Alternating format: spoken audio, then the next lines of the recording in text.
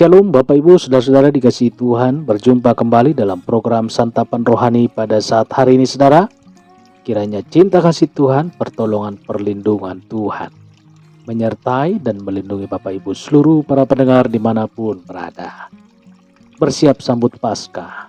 Saudara, 5R untuk kita bersiap-siap sambut Paskah. 5R. Biasanya ketika kita memasuki tahun baru, kita akan membuat sederet resolusi tentang apa yang kita ingin lakukan atau hal yang ingin dicapai.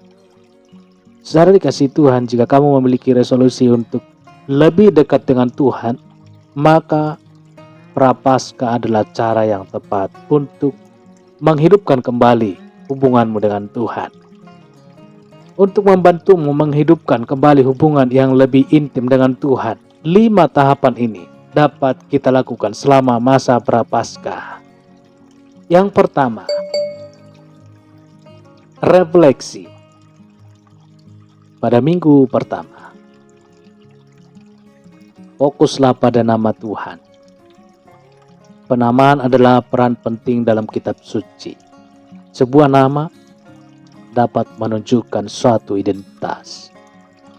Di seluruh kitab suci, Tuhan menyatakan dirinya melalui nama-namanya. Beberapa namanya hanya disebutkan sekali, sedangkan yang lain digunakan beberapa kali. Renungkan namanya, Elohim, Tuhan yang Maha Tinggi, mengungkapkan kedaulatan dan keagungan Tuhan. Dia layak mendapatkan semua kehormatan dan pujian. Saudara dikasihi Tuhan, renungkan namanya yang lain, El Shaddai, Tuhan yang Maha Esa. Dia memenuhi semua kebutuhan kita dan Dia adalah penopang kita. Saat kita merenungkan nama Tuhan, kita direndahkan oleh kasih, penghiburan, perlindungan, dan kedaulatannya. Yang pertama adalah waktu yang tepat untuk mengenal karakter Tuhan melalui namanya. Renungkan nama Tuhan. Yang kedua, remember atau ingatan. Pada yang kedua, fokus untuk mengingat apa yang mereka butuhkan. Setiap hari menawarkan kesempatan baru untuk menolong seseorang. Masa Prapaskah adalah waktu yang tepat untuk melakukan sesuatu yang ekstra. Kamu bisa menjadi sukarelawan di tempat penampungan tunawisma, berbagai makanan untuk orang lain, berbagi-bagi makanan untuk orang lain, dan lain sebagainya. Cobalah untuk melepaskan hal-hal yang membuatmu nyaman dan bantu orang-orang yang membutuhkan. Pada kedua ini adalah waktu yang tepat untuk melakukan sesuatu. Lakukan sesuatu untuk mengenang seseorang. Yang ketiga, repentance atau pertobatan. Pada minggu ketiga, pada bagian ketiga, setiap hari fokus pada pertobatan. Alkitab memberitahu kita, karena semua orang telah berbuat dosa dan telah kehilangan kemuliaan Allah. Roma 3 ayat 23. Rasul Yohanes berkata, jika kita berkata bahwa kita tidak berdosa, maka kita menipu diri kita sendiri dan kebenaran tidak ada di dalam kita. Yohanes 1 ayat 8. 1 Yohanes 1 ayat 8.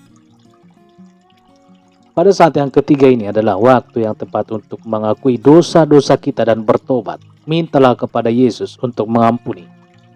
Jika kita mengaku dosa kita, maka Ia adalah setia dan adil, sehingga Ia akan mengampuni segala dosa kita dan menyucikan kita dari segala kejahatan. 1 Yohanes 1 ayat 8. Raja Daud memahami dan menulis, korban sembelihan kepada Allah ialah jiwa yang hancur, hati yang patah dan remuk. Tidak akan kau pandang hina, ya Allah. Mazmur 51 ayat 19. Daud disebut sebagai manusia yang berkenan di hati Tuhan. Ya, kita semua berdosa, tetapi Dia akan mengampuni jika kita mengakui dosa-dosa kita. Sedang dikasih Tuhan, bagian yang ketiga adalah waktu yang tepat untuk bertobat, menerima pengampunannya. Bertobatlah untuk suatu hal yang spesifik. Yang keempat, rekonsiliasi. Fokus kepada mereka yang membutuhkan rekonsiliasi. Sebelum Yesus pergi ke kayu salib, Dia berdoa untuk orang-orang percayanya. Dia berdoa agar kita dipersatukan. Yohanes 17 ayat 23. Luruskanlah jalan bagi Tuhan seperti yang telah dikatakan Nabi Yesaya. Roma 3 ayat 24 berkata, dan oleh kasih karunia telah dibenarkan dengan cuma-cuma karena penebusan dalam Kristus Yesus. Pada hal yang keempat adalah waktu yang tepat untuk berdamai. Berdamai dengan Tuhan. Berdamai dengan diri sendiri. Berdamai dengan musuh. Atau siapapun yang memiliki konflik dengan saudara. Temukan seseorang untuk melakukan rekonsiliasi. Bagian yang kelima. Preference, penghormatan. Pada bagian yang kelima adalah waktu yang tepat untuk menghadiri kebaktian Minggu Suci yang dimulai dengan Minggu Palem. Minggu Palem memperingati masuknya Yesus ke Yerusalem dengan penuh kemenangan.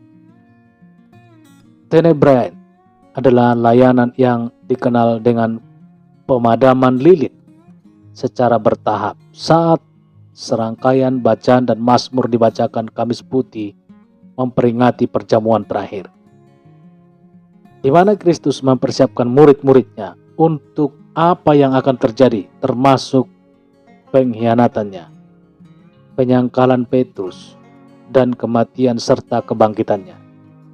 Jumat Agung memperingati penyaliban Yesus dan kematiannya. Sabtu Suci adalah hari antara penyaliban dan kebangkitan Yesus.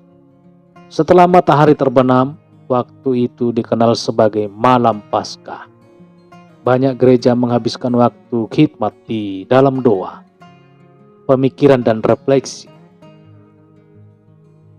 Dan saat bagian kelima adalah waktu yang tepat untuk mengalami setiap kebaktian, menyalakan api dan mengilhami hubungan yang diperdalam dengan Bapa Surgawi. Saudara kasih Tuhan, rasakan penghormatan untuk Tuhan kita Yesus Kristus. Haleluya. Amin.